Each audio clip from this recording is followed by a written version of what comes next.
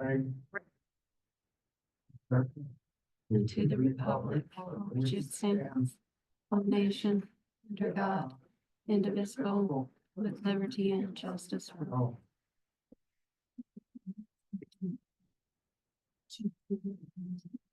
Public comments?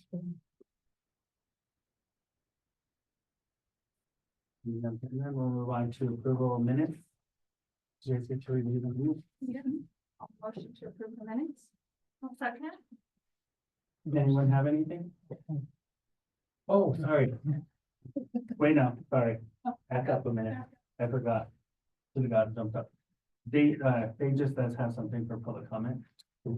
So I noticed, the DOT has a bunch of funding, the safety action plan, they're working with the tribe to basically help, improve safety on the roadways. And last year, Brian and I were talking about, our concerns about, the crosswalks during the lunch hour. We had a near accident last year that almost killed a young man, and we've had people die on that roadway. And so, I saw this as an opportunity that maybe we can come together as a board and formally request to get some kind of funding, whether it's a additional light, a crosswalk attendant during school hours, whatever it needs to be to make that roadway safer. I know when they put in the shrubbery and stuff, the shrubbery's growing up, it's hard to see. Lindsay was just saying that we almost had an accident the other day. So it's of the utmost concern to come together as a community to make our crosswalks safe, if we're gonna cross with a bunch of kids going to lunch. And we have contact people through the tribe, a website that we can go through, but I wanted to just make the suggestion that we come together as a formal board and a community and request that, and identify that is an issue, and we would like help. They have $2.9 billion to work on some kind of safety. I'm not sure if that's a nationwide or just in the state, but I definitely wanted to make that known, and it is of the utmost concern. Like, thank you. Thank you. Okay. Anyone anything on the minute? Just the spelling of my name. Oh, where's it at? There's a T instead of an Oh, nice, okay. A. I mean, it's not like I don't type it like that myself sometimes, but. That's fine. Okay, I'll fix it. Thank you. So all in favor to approve the minutes with the changes as noted? Aye. Opposed? Motion carries. Move on to owners rep Dan update. Unfortunately, Dan was not able to make it today. Anyone see his report or?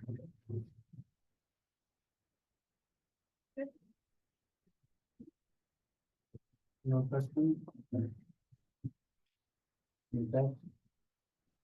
We'll move on to the consent agenda.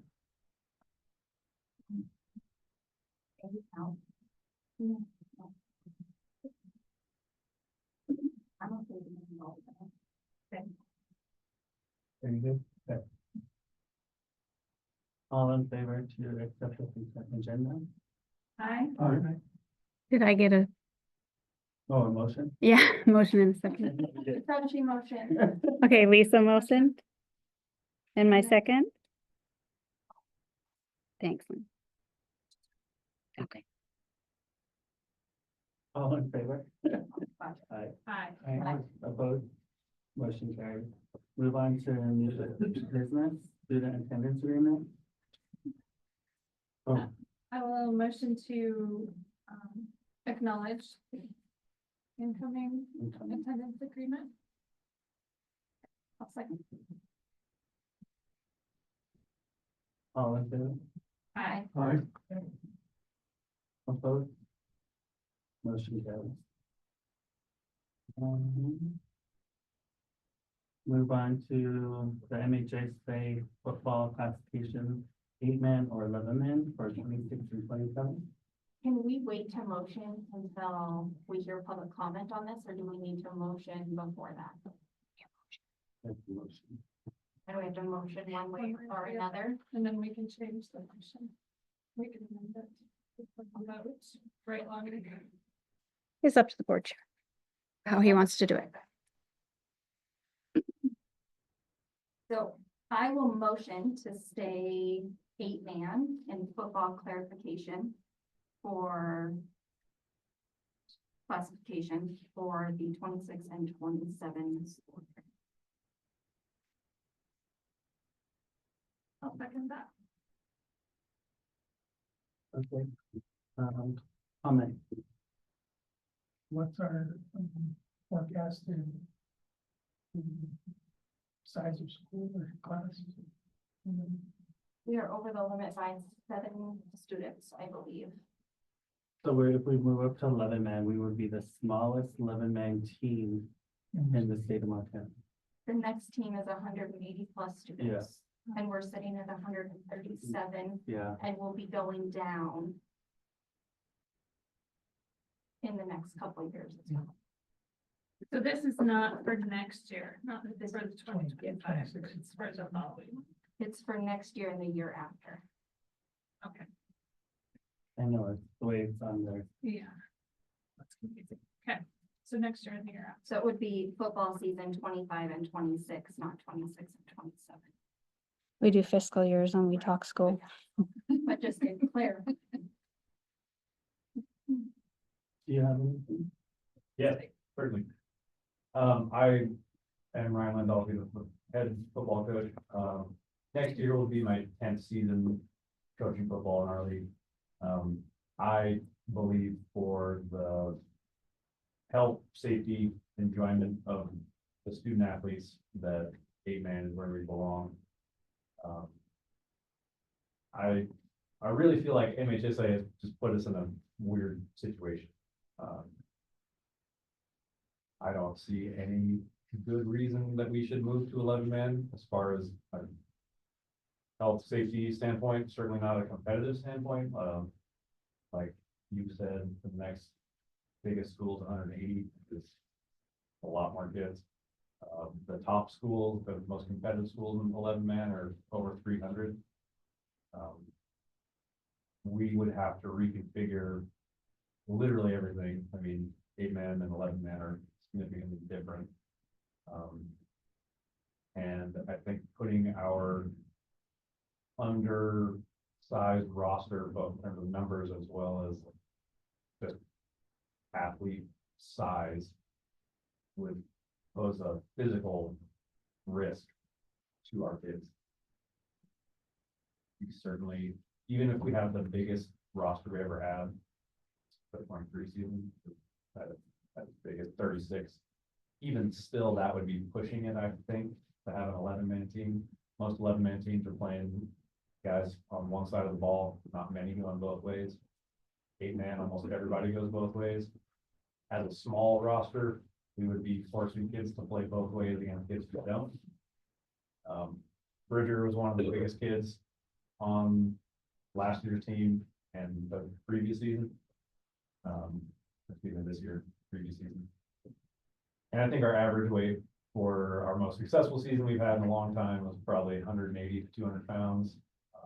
Next year, that's not the case for the kids who are mostly under 170, I would say.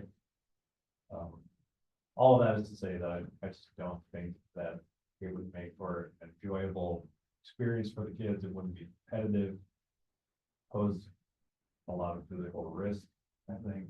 And in the long run, it would certainly take away from the football program. I just don't see us retaining its interest in the years going forward if we're going to move to 11. And it would probably cost more.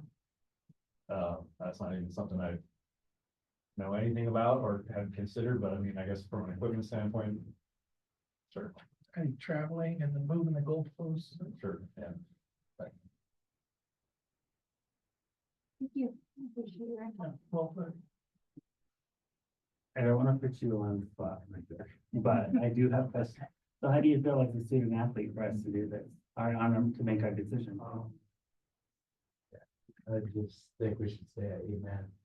11 men at our school. I don't think, not even all of our boy athletes try to play football.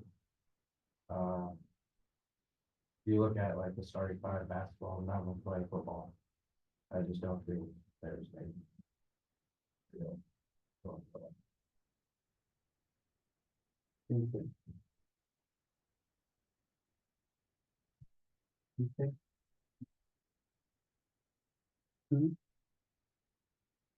Did you have anything? I can speak on it a little bit. So I was the head football coach at Mission for 3 years. My last season as head football coach was their last season of 11-man. They went down to 8-man the following year. My second to last year, we were 4-4 team. We played competitively with a lot of schools in our division. The following year, which was my last season, we scored 1 touchdown all season. My little brother, who I was coaching, was our star athlete. He was built about like Bridger. He was an all-state kid as a senior, but his junior year, he got the absolute tar beat out of him. I mean, the game plan was stop Gus every game, and they stack everybody on him, zero in on him, and he got hurt 2 or 3 different games because when you don't have other capable players on field and you have one capable player, and you're playing teams like Eureka, Loyola, Florence. Eureka has 7 weightlifting classes. They have 1 every period. Football is the priority in their district. Loyola is able to recruit from AA schools. Florence has been one of the top programs in the state. The Western D11-man division is absolutely loaded. If we were to stay down at 8-man, if we are able to fulfill the rubric requirements in the first year, we are able to become playoff eligible the second year. So we would be ineligible next year if we stayed down. If we meet the rubric requirements in that season, we would become playoff eligible the following season. So the trade-off for me, player safety is a huge thing. If we had the team we had last year, it'd be a little different situation. I mean, we had 8, 9 kids that were fully capable of defending themselves on a field. My last year as an 11-man coach, the last game we played Ronan, who won the division, I started 7 freshmen. My focus was not on strategy. My focus was not on winning the game. My focus was on go out there and come back alive, guys, because that was the reality of it. I was sending kids out on the field that weren't capable of defending themselves. And that's not a good feeling as a coach. That's not, I don't think that's something we want to put our kids through. Telling our kids that we don't have the faith in them to make the playoffs is the other side of the coin. But being realistic about what we have to work with, as far as our athletes go, I think it's in our best interest and our kids' best interest, which is obviously why we're all here, is promoting their safety and welfare and giving an opportunity to be successful. And if that means forgoing playoffs for 1 year, that would be my recommendation. I don't like it, but I feel like the health and safety of our kids and their well-being is what our focus should be. So. Okay. No. So I'm assuming the projected numbers are just frankly going off of the kids that played in junior high, Yes, moving forward and continuing to play at the high school level. yes, In past history, those numbers are not the same Mhm. as we've seen. However, that's the only way we can project. Mhm. So going into next season in 8-man, Mhm. if not every single one of those 8th graders that played in the junior high move up. And if we have any of the 7th graders continue not to play, Mhm. looking at the rubric and doing the numbers, it's looking like there's a very, very large possibility of us meeting rubric yes, requirements yes. for the following year. Based on our trend for the past Based on 4 our years. trend that we have Yep. seen for the past at least 5 years that I have been super involved with the Yes. football program. And the numbers that I actually crunched were the last 4 years, and we have retained 35% from 8th grade to high school. That's been our retention rate in football. We had 6 8th graders out this year and 13 7th graders. That's what kind of bumped us up number wise on the rubric, was having so many 7th graders out. But realistically, that means we're only gonna get 2 of those 8th graders, and we're gonna get maybe four or 5 of those 7th graders, which puts our roster at 20 kids 2 years out from now, which definitely satisfies those requirements. We see an influx of students. Yes, In the next 2 years, it is looking like our numbers high school wide are gonna would go be down. bumping us all to C. Mhm. That. fall. Well, the numbers have changed, and they changed the C cutoff to 100 now. It used to be 120. And it was And 130 for the rubric, right? 130 for 8-man competition, and if you're within 15%, I believe, you can petition to stay down. And because we were in that 15% range, we were able to petition, and they factor it based on past program success, free and reduced lunch rates, number of boys in the school, and your projected numbers. Those are the things in the rubric. Those are the four factors that they consider when evaluating it. And MHSA went to this because they didn't want to make things based totally on emotions. They wanted to have some hard numbers that they could work off of. I felt it was important that we be honest and ethical when reporting our participation numbers. And as it turns out, that's what burned us. If I would have submitted our numbers that I project we will have based on our participation, we would have been well below those numbers, but I listed all of our kids that participated because I felt like that's when somebody asks you what your participation is, you're supposed to be honest and forthright with your response. So So looking at the rubric, we wouldn't even have to petition again, unless we get an influx of students come in. Looking after this next 2-year cycle, we would be under the count anyways and wouldn't even. yes, if we're under 130 kids, we don't have to petition anymore for total enrollment. No. Thank you. Well, and I want to comment that you guys really made a good case, like each one of your points is very valid. I think Bridger's point of like, not all the athletes are playing football. I mean, when I was actually part of a team that had to transition, the first year I played was 11-man. Yeah. And went down to 8-man, and I think the flexibility of the game is just much better. The pace, I mean, we're playing schools with 400 kids like Corvallis and stuff. And it's not that we weren't competitive, but it certainly is something that is to be taken into consideration. Just that there's other opportunities for other athletes, and so it's health and safety foremost. Thank you guys for putting some. Anyone else have anything? Okay, all in favor to stay as 8-man for 26 and 27 football? Say aye. Opposed? Motion carries. Move on to the co-op with agreement with English baseball and softball. Motion to approve the co-op agreement when seeing any Chester baseball and softball.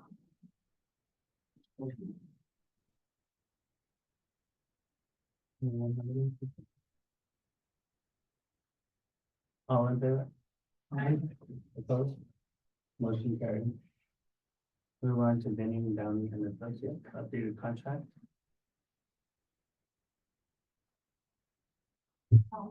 To approve. Second. My only question is the fee in this contract comparable to past years? Oh, it goes up. The account, yeah, it's gonna go up every year, but it's comparable to what any district that gets the federal money that we get is paying, yes. The initial contact they did was for a non-federal audit, and I knew it, but they quoted it, and I was gonna hold them to it, but then they caught themselves, and that's about $8,000 more to do a federal audit every year. So 30 grand about. Years?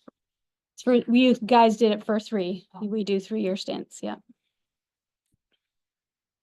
So, yeah, it's an expensive thing. It's required of you by the federal government, but it's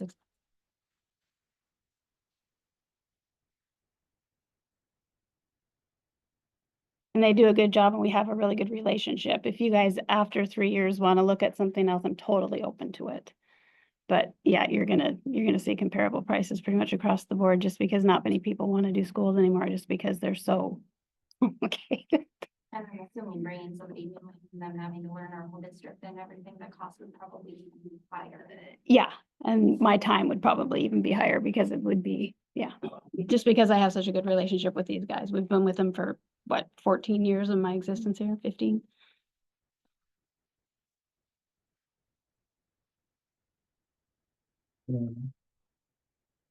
Okay. All in favor? Aye. Opposed? Motion carries to accept the updated contract. Move on to hazardous, report and hazardous waste in the precinct proposal. I will motion to accept that. The hazardous waste and 3-6 proposal by ACM. Second, So the only thing that was on the old one that you guys probably got, I don't know, so did you update that link that you sent us, Lonnie? Okay. Is that Corey? Corey actually did it for me, yep. And it is for, go ahead, Corey. Yeah, Yep, so, updated on the link where it changed, we moved from it saying just the old bus line, there's almost the whole 3-6 building. In order for us to continue, we have to, identify any hazard. It's either through us or excuse me, it's either through them or some other company. It was a cost that was above 10,000. So it's coming to you guys, then we'll be able to move forward with what we can do with that material and where we disperse it.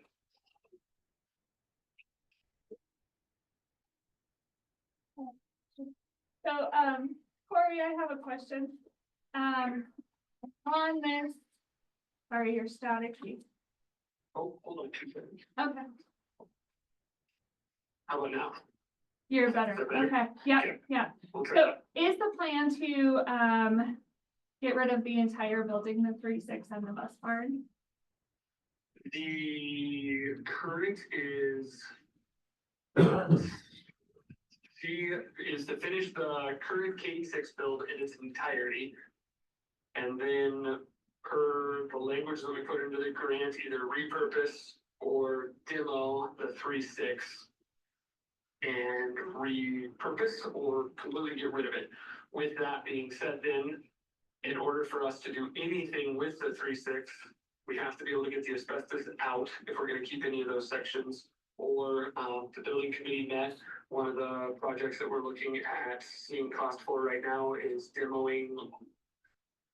I don't have a paper and I should have put this in front of you guys. So it'd be the library all the way down to the, main foyer and then all the way through the old wing and then just retaining the current 5-6 and being able to repurpose the 5-6.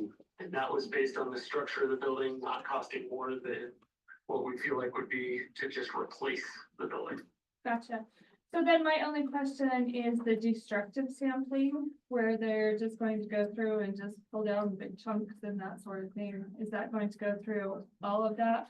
Or in that area where we may retain some of it, will it be a little bit better and not destructive sampling? Perfect. Great. So inside any of the brick that is in the walls, potentially it has vermiculite in the walls. They have to be able to drill through the walls and see what materials on the inside of it. So that's one of the damages they'll look at. Some of the ceiling tiles have been covered up, so they will tap into the ceiling tiles and verify if those are asbestos tiles through the old tiles. And then the other section that they would look at, the destructive nature. From what it's been described to me, taking little paint samples off the wall and then also removing small pieces of carpet within each room that is carpeted to verify if there's asbestos tiles underneath the carpet, so that then they can give us an accurate quote on how to mitigate all of those areas. And then the other part about it with ACM getting this, it makes it look when we're doing a demo, that they could potentially look at it as a complete building demo project, which means instead of having to wrap up individual spaces, they can destroy the building and wrap it all up into one bag and carry it off, basically. So it will lessen the cost depending on what their report states and how we move forward with the demoing or repurposing that building. Gotcha, thank you. You're welcome. Anyone else? Was somebody thinking there's asbestos down in the 5-6 wing? Ron's asking if, are they thinking there's asbestos in that building? They are not anticipating from what they glanced at, and that's why we're going through it, they're not anticipating anything in the 5-6. It's the other direction. However, to make sure we're doing the project right, they are gonna probably look at it. If they see anything that they recognize, so one of the big indicators is the size of the tile. If the tile is not a 1 foot by 1 foot and it's a 9-inch by 9-inch, that was a big indicator that it might be asbestos. So if they see something that they recognize and red flag it, if they think that it's got something going on with it, they'll sample it just to make sure that they're giving us an accurate report so that we can move forward appropriately. I mean, that 5-6 wing, that wasn't built till the 80s. Yeah, so that's the one we're gonna save. We're gonna save that building right there and gonna I potentially, wouldn't think, I mean, because yeah, by the 80s, everybody knew how yeah. horrible asbestos was, there shouldn't be anything. Yeah, from that 5-6 wing down this way, and then Right. this way is the one they're working on. We wanna save that wing for an admin building. That's what we're gonna do. And make it a community building as well, like a community room. That was on the building committee's agenda last time, the last meeting we had. Okay, Thank you. okay. Okay, anyone else? All in favor? Aye. Opposed? Motion carries to accept the proposal for the 3-6 building. Move on to the board reports.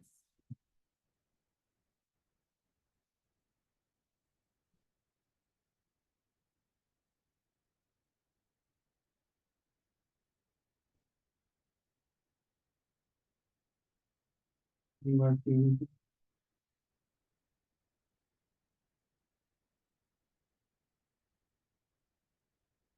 Yeah, Corey wanted to make sure you guys look at the tribal council report before he sends that, just to see, he's being very thorough, he said, on this one. Only because it's his first time doing this, so it may change next year. And I actually got some information back from Miranda. She asked for a couple tweaks to it, so I'll get those tweaked. And then there was a typo and one of the graphs, I counted Navajo twice in 2 different categories, so I got that spot. But if anything, also, if you guys are wanting me to present to them, if you can let me know that, I will make sure I bring it as well. Mhm.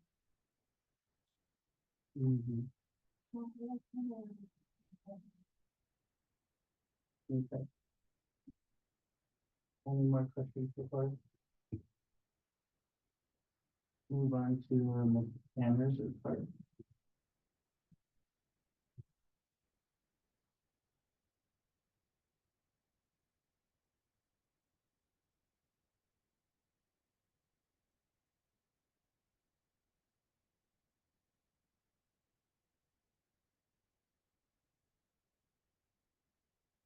So what is this winter celebration?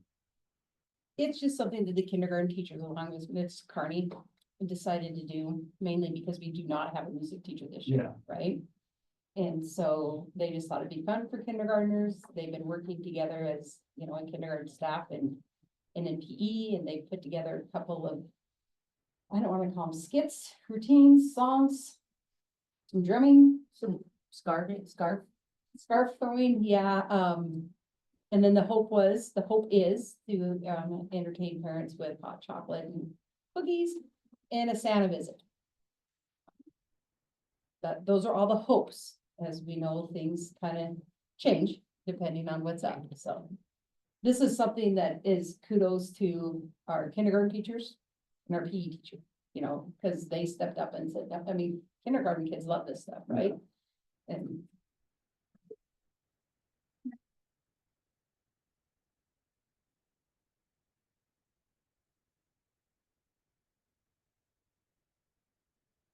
Anybody? Move on to.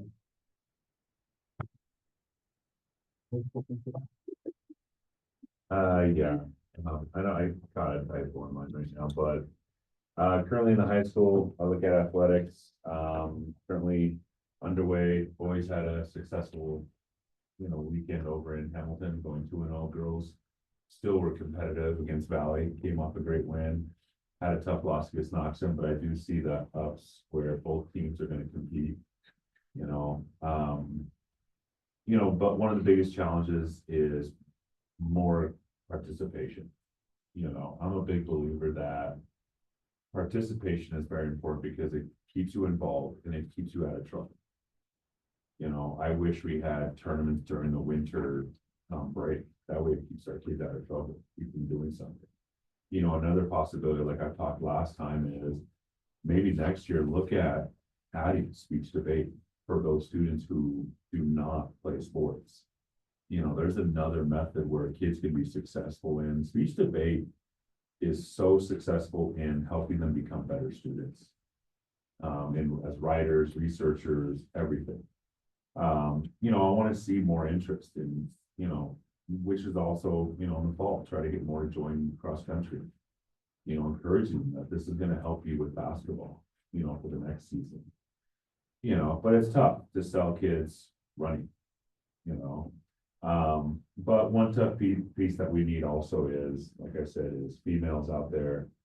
But we're also seeing is more girls in wrestling. I think it's awesome. If you ever get a chance, I've had a chance to watch online our girls last night, and they're not nice. It's awesome. You see our girls are gonna be competing. You look at the Mission girls are competing, Ronan girls are obviously gonna be the team to beat. But the thing is trying to get more involved, and I think a lot of it is trying to work with the community. Is let's get them involved, let's work together. The other one I have, so I think that's a big part. Hopefully we can get more kids in the spring also with baseball, softball, and track. Track is one that I feel it's one of those that it helps you with all sports, especially with your footwork, speed. There's so many great things about track that it's not only such a team, but it's also individual. I love track. It's one of my favorite times of year. Where that student athlete can excel, in their own individuality. So, just get more, I think speech, I think speech debate could be something to be great to bring in. Cell phones, that's still gonna be a big issue. It's everywhere. Until one day, it might get to a point where we have to have a policy.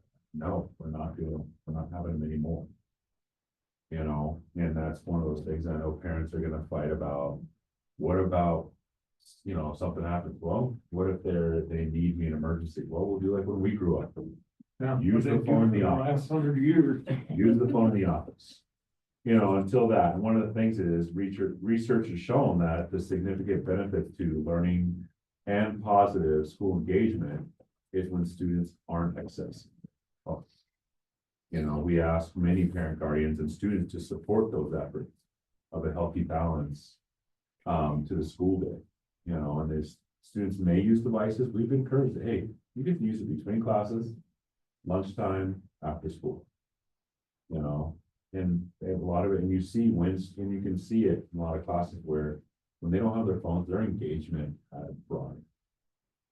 And that's going to be one fight, and we have to be myself and the staff, the team, we have to be consistent. Finally, bell ringers is a new transition we're doing. Every school does bell ringers lessons, and I love bell ringer lessons. I've done it when I taught high school and junior high, even in my AP courses.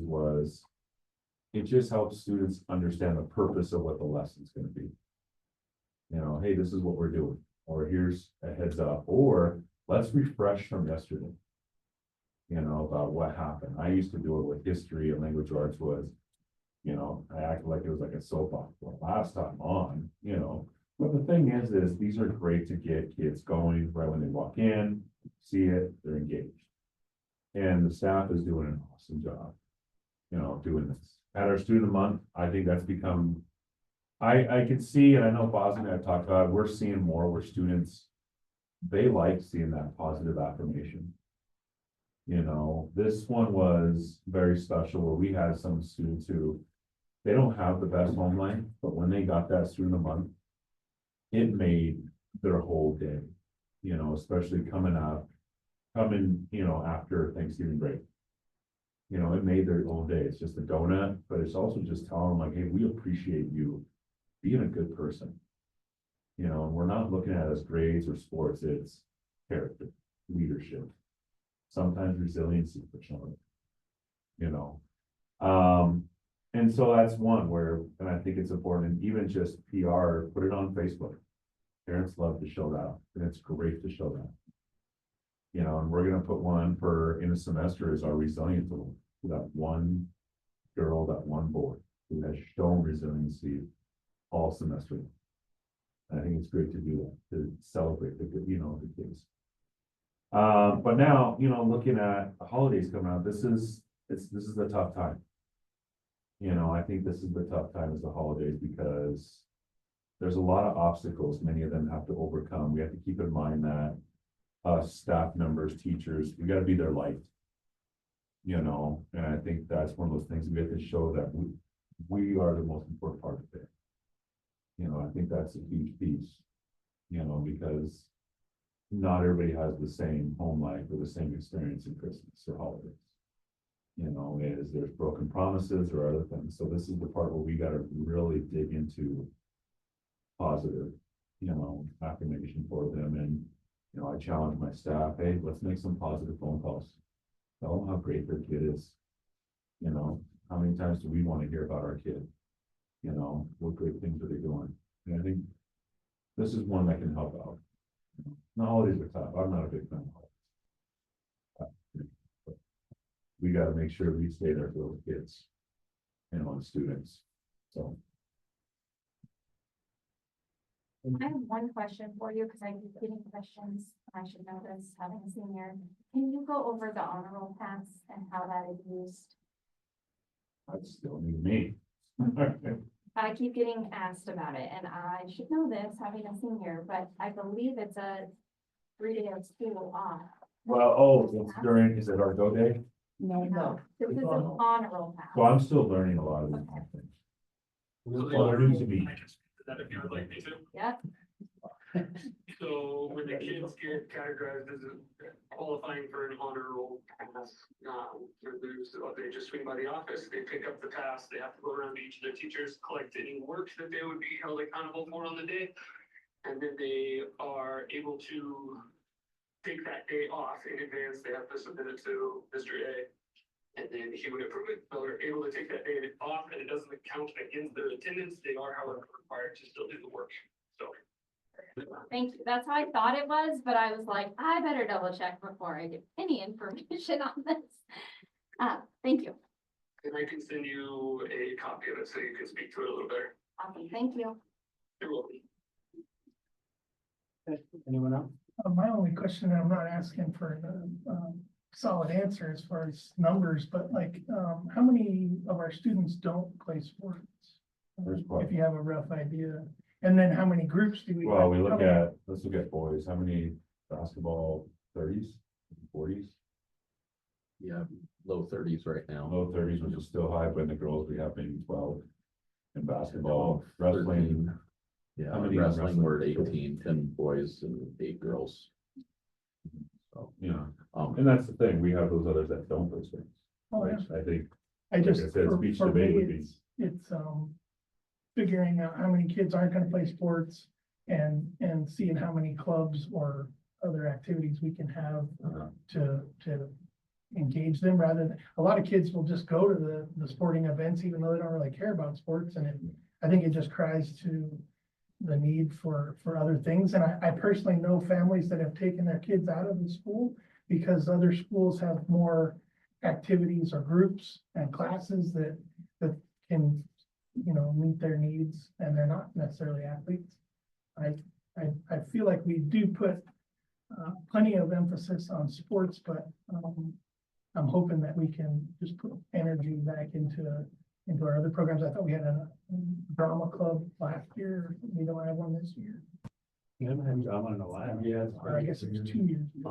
The tribal council report does have all those figures listed. I Yeah. did collect all that data for Mr. Beckham, Thank you. this week. So like we have FCCLA. Yeah. We have BPA. Well, I don't think we do this year because we don't have a teacher running BPA. HOSA, Eagles Club. We have a few student council. And I'm sure some of them are always there, but some of them fluctuate based on having a teacher to administrate it or Yeah. or involvement from the students.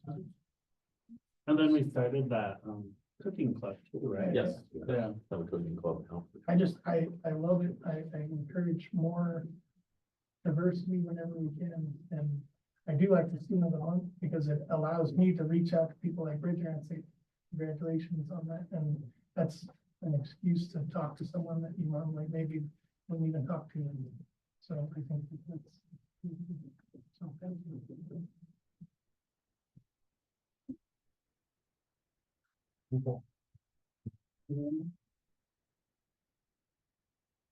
We'll move on to Arlee Federation Teachers Update.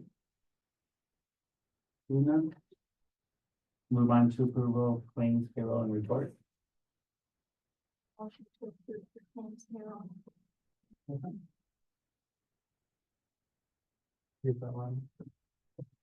Anyone see anything?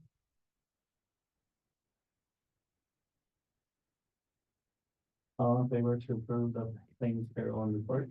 Aye. Opposed? Motion carries to approve the claims, payroll, and report. Next school board meeting, January 14th. Everybody all right with that? Yeah.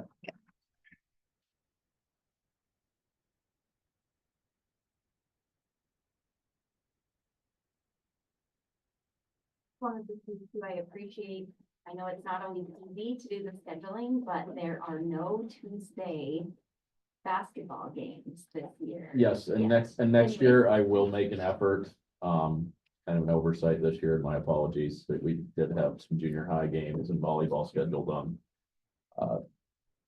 meeting nights, and I will try to avoid that, sure, so. Just even weekdays, it's nice, like with our school schedule, as many as we can do Thursday, Friday, Saturday. And I know it's not always possible, and every once in a while you've got to do a weeknight, but for our long school days and these athletes and stuff, it's nice for them not to have weeknight competition as much as possible. So I appreciate that. Okay.